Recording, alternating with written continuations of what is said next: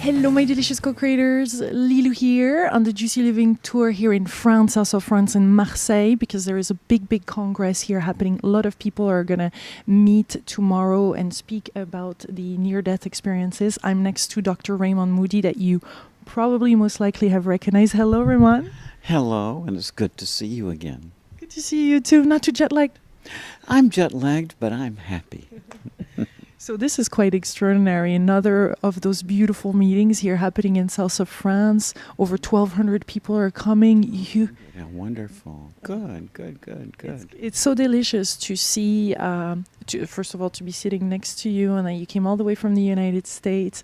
You are the kind of father of the NDEs, because you wrote many years ago. Which year, the Life After Life? It was published in 1975, but you know, as I appreciate the idea that I'm the founder of this, but at the same time, in reality, the founder of this, I think, was Plato and the other ancient Greek philosophers who were fascinated by these stories of people who were believed dead but who came back. So this was one of the foundations of Western thought. So I think the reason why my book attracted all that attention in 1975 was that by that time there were so many people who had been through this because of the development of cardiopulmonary resuscitation technology, but certainly it was a topic that was explored even by the earliest Western philosophers, and I think for that reason it's a huge mystery. I think this is one of the most important questions that we human beings face, is the question of what these near-death experiences mean.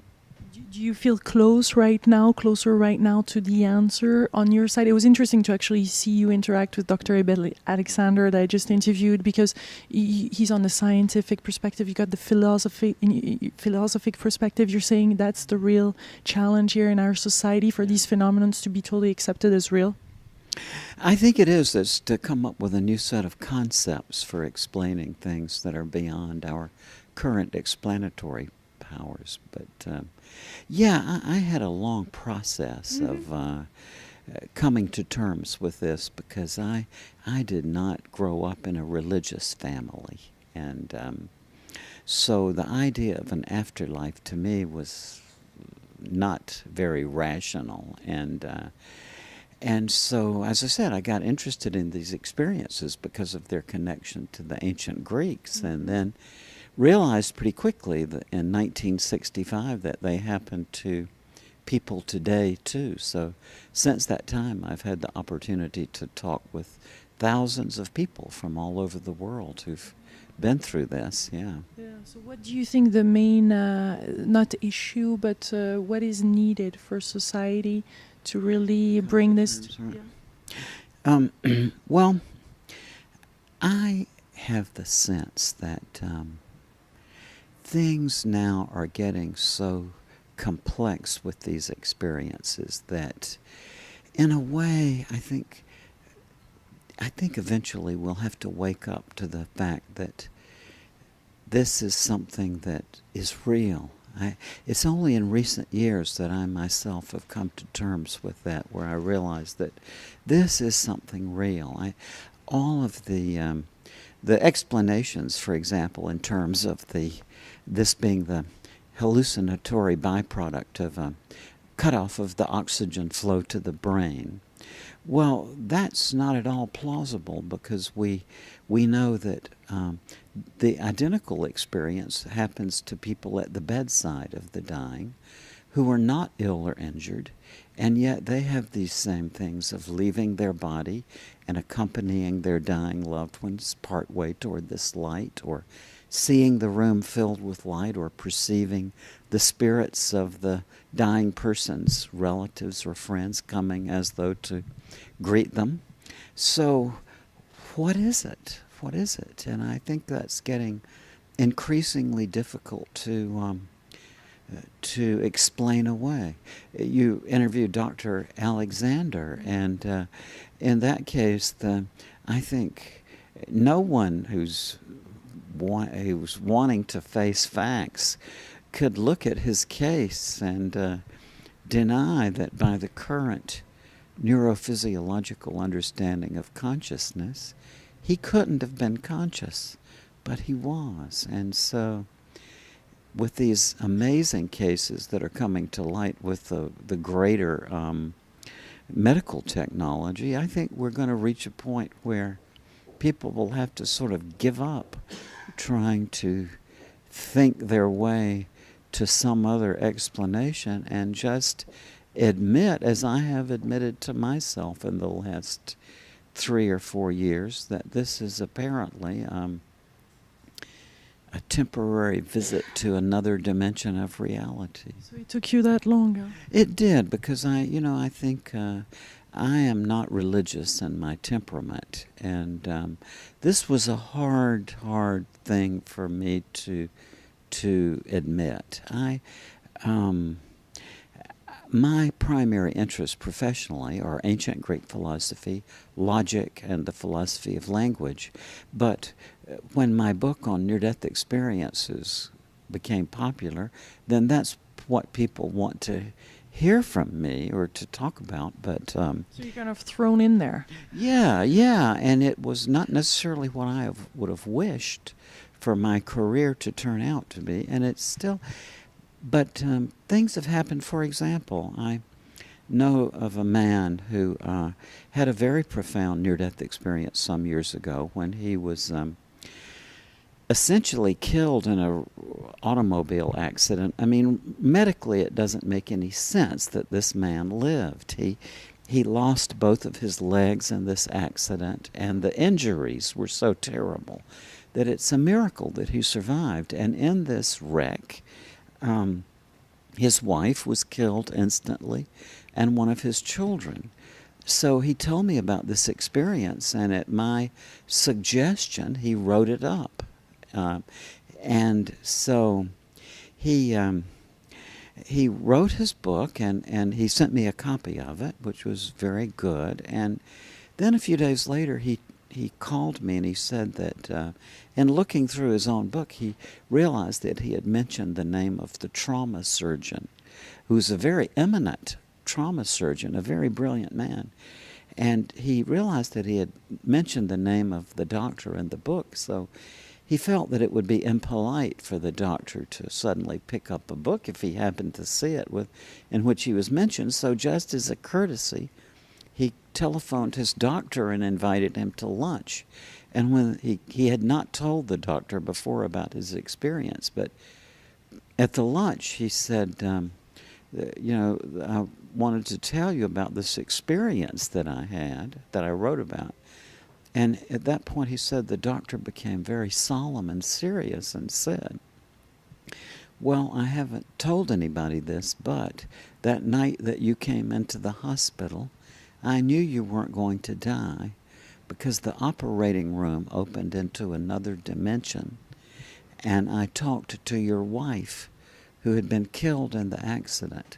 And my point here is there are other such cases as well, but that how do you explain that? Some people might want to say, well, this very famed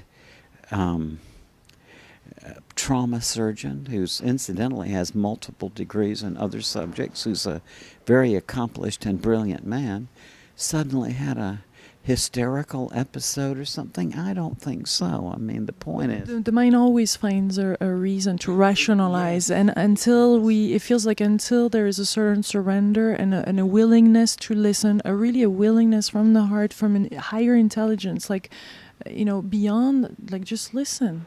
Just hear it. There is this softness, and it can go through, and then there is a whole other level of conversation that is possible. Otherwise, we're still stuck in the materialist and the non-local. I mean, it's just... Yeah, and this is very difficult for people to give up, I think, because to accept that there's an afterlife, paradoxically, raises questions about this world that we're in, that it is... in effect, illusory, right? And I think that's very hard for many people to surrender, is this idea that this place that we're in is real, and it's not. I think that what we're ultimately forced to realize is that this is, as it were, an illusion, a projection of consciousness. And you talk about materialism. Well, it's a very interesting story of how the notion of matter came to be articulated. And people seem to think of matter as something solid out in front of them. And maybe that's an idea that is very acceptable to common sense. But as soon as you start thinking about it, the whole thing dissolves, because the reason why we're so convinced of matter is that we learned these ideas as very young children. But in the real world, the notion of matter is simply an abstraction. I mean, you can trace very clearly the origin of this notion. It begins roughly in about 580 BC with Thales, and culminated about, say, 250 years later with Democritus realized that, contrary to our sense perception, that this has to be made up of tiny little minute bits that are too small to see, which he named atoms. But those are abstractions. It's if you really start to think about matter in a very coherent way, the idea becomes very iffy. So consciousness... It does look solid. It does. There's space. It looks solid partly because of the fact that we think of it that way. If you think of it a little differently, it's the opposite of solid, because what we can learn from other kinds of work is that actually that table is, 99 and 99/100% empty space, because the particulate aspect of it is very minute compared to the empty space that's in it. And I mean, really, these are questions that Aristotle pondered this, and Democritus. These are not new ideas, but we're going back to it and re-exploring it and seeing that there was some truth. There's a quote in Eben Alexander's book on how, the miracle. These are, you see life as Einstein said that, like, you see miracles either everywhere or nowhere. I mean, it's Exactly. Georges Bataille, he's a French fellow, but it's one of my favorites, but I don't know if he's still read a lot. He was in the 1920s and 30s, and Georges Bataille said, nonsense is the end result of all sense. And I think that's absolutely true. Whatever you have that seems on the surface of it to be plausible and meaningful, as soon as you start probing a little bit, it dissolves into nonsense. Yeah. So my point being that I have reached the realization that the most plausible thing to say about these near-death experiences and shared death experiences and an experience such as Dr. Alexander had is that these things are visions of another world of which we apparently enter when we die. And that's, to me, very still amazing, even to hear myself to say it, but anything else I can say at this point seems far more ridiculous than that. And also there is we can live this now. Like, it really makes an impact in our daily life. I hear and see people transform. Their life is currently transformed. We don't need to wait for later. There's actually an invisible realm that we can access right now. That's right. Or, there's another way of looking at it too, is that if you go to a movie and you're an expert on movie making, I suppose it sort of spoils the experience of the movie, doesn't it? In the sense that you don't get immersed in the movie, but you see the technical details. I suppose that some might argue conversely that knowing this, that the more plausible course, is just to wallow in this, knowing that it's an illusion, because that it's kind of like a movie, and so you take it like a movie.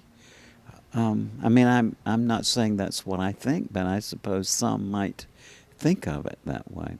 It's a very persistent illusion. As Descartes said, we are not lodged in our bodies as the captain in our ship.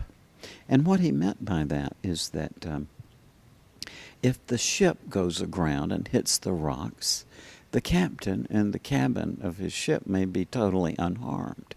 Whereas if we're walking through the field in our bare feet and we hit our foot against a rock, we feel the pain. And so I think that this illusion that we're in is very convincing because of those things. It's if I have a hammer and I throw it at my foot, well, there will be a predictable consequence in terms of the pain. So we're embedded in this world in a... You're hardwired. Yeah, we are hardwired in it. But it's... Let's let go of the wires. Yes, that's right. Some would say.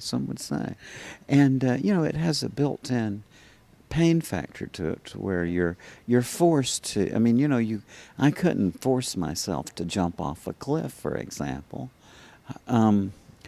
Even though I might realize at some intellectual level that, hey, it would be a neat trip down and then I would be someplace else. But well, and that's not what this conversation is about, right? We're not saying, oh, let's die to experience this. It's about really living more fully right now. Living more fully here, because it turns out that the best and happiest policy, apparently, is to try to live a loving life and to be kind to others, because at the end of this, whatever this is, all of the actions you've ever done you see again, but this time you see them not through the eyes you had when you did them, but rather you see them through the eyes of the people with whom you've interacted. So it makes sense to say that the happiest life is to learn to love, because if you're mean to other people, then at the end of your life, you're going to experience the hurt that you brought about in those people's lives. So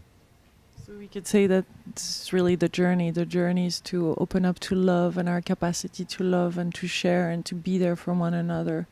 I think so, absolutely. Yeah, that's the... I think that's the meaning of life. Islam. I do, yeah. But I think knowledge has a certain... part of it too. I mean, I hope so anyway, because I've spent my entire life learning, and to me that's the most fun, is learning. But with the learning come the unlearning as well. That's interesting. Oh yes. I mean, one of the great things about the learning process and about philosophical inquiry is that philosophy is a way that you put yourself in the philosophical world.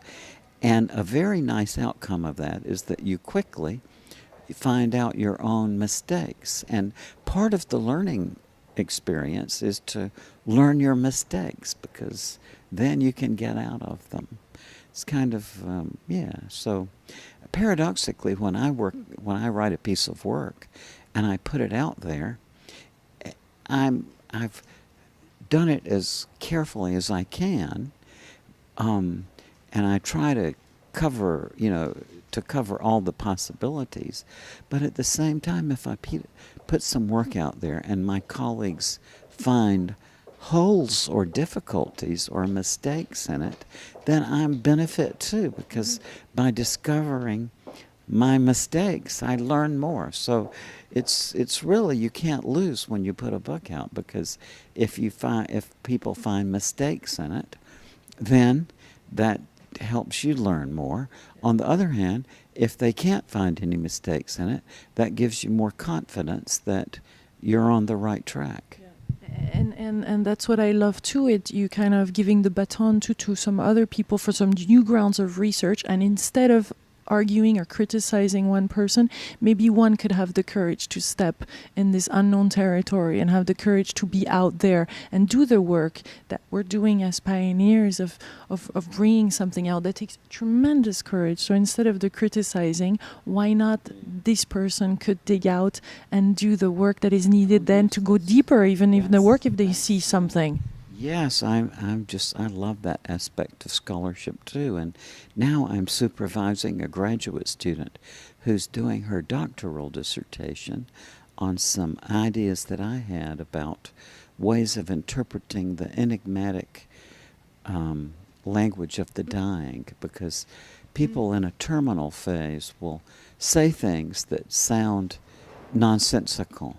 So what I've done basically is to figure out the patterns of unintelligible language, which unintelligibility, strangely enough, like any other phenomenon, is an intelligible phenomenon. It's very paradoxical, but the point being that this young scholar is doing some absolutely pioneering research, and she was inspired to do so by an idea that I had, so that saves me a lot of work. She can actually go and do the work, and then I can learn from that. And I'm trying. Exciting. I'm trying to push her out there, you see, because you will learn sadly when you're 68, or it's actually not so sadly, but at a certain point you get sick of yourself. You know what I mean?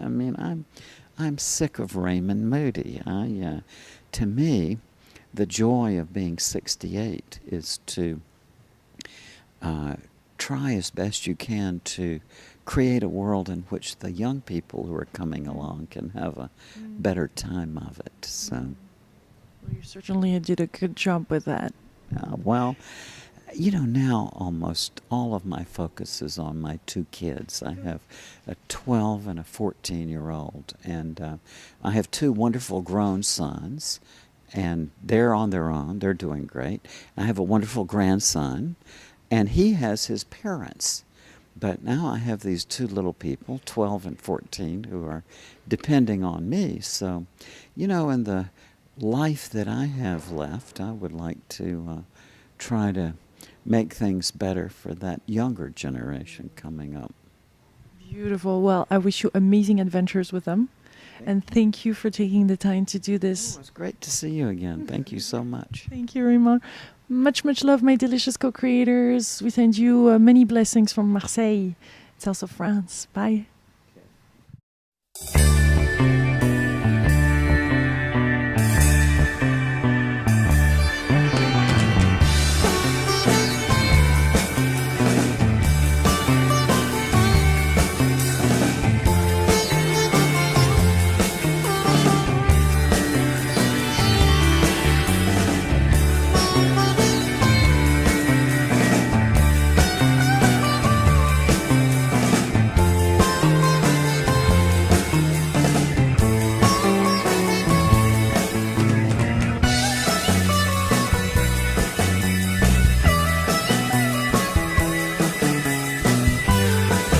It was a topic that was explored even by the earliest Western philosophers, and I think for that reason it's a huge mystery. I think this is one of the most important questions that we human beings face, is the question of what these near-death experiences mean.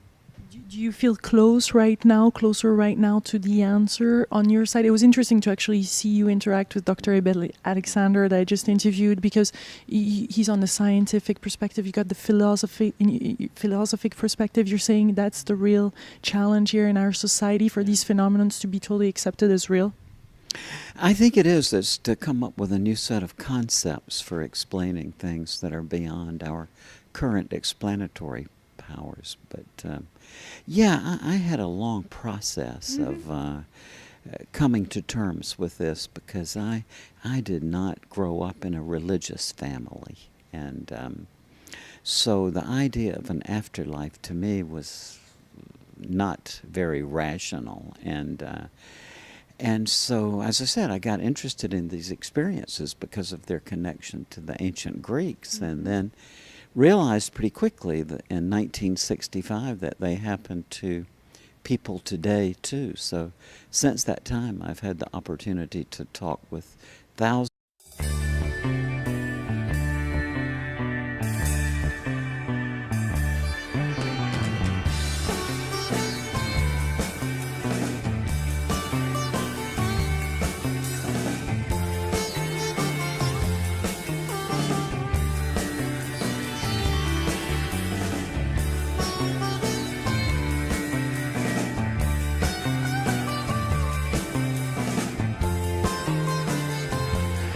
Hello, my delicious co-creators. Lilou here on the Juicy Living Tour here in France, south of France in Marseille, because there is a big congress here happening. A lot of people are going to meet tomorrow and speak about the...